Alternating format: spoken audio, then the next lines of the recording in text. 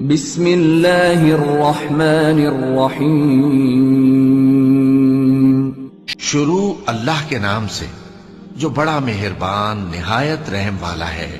کوہ طور کی قسم اور اس کتاب کی جو لکھی ہوئی ہے کشادہ ورق میں، اور آباد گھر کی اور اونچی چھت کی، اور جوش مارتے سمندر کی کہ تمہارے پروردگار کا عذاب واقع ہو کر رہے گا اور اس کو کوئی روک نہیں سکے گا۔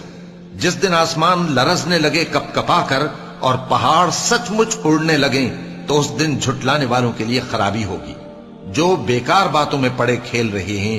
جس دن ان کو آتش جہنم کی طرف دھکیل دھکیل کر لے جائیں گے اور کہا جائے گا یہی وہ جہنم ہے جس کو تم جھوٹ سمجھتے تھے۔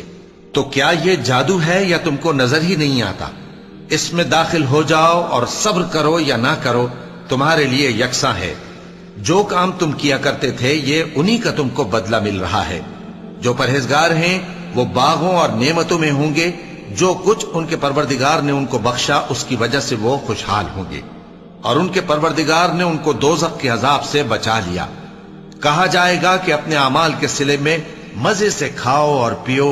تختوں پر جو برابر برابر بچھے ہوئے ہیں تکیے لگائے ہوئے ہوں گے، اور بڑی بڑی آنکھوں والی حوروں کو ہم ان کی بیویاں بنا دیں گے۔ اور جو لوگ ایمان لائے اور ان کی اولاد بھی راہ ایمان میں ان کے پیچھے چلی، ہم ان کی اولاد کو بھی ان کے درجے تک پہنچا دیں گے اور ان کے اعمال میں سے کچھ کم نہ کریں گے۔ ہر شخص اپنے اعمال میں پھنسا ہوا ہے، اور جس طرح کے میوے اور گوشت کو ان کا جی چاہے گا ہم ان کو عطا کریں گے۔ وہاں وہ جام شراب کی چھینا جھپٹی کریں گے جس کے پینے سے نہ کوئی لغو بات ہوگی اور نہ کوئی گناہ کا کام۔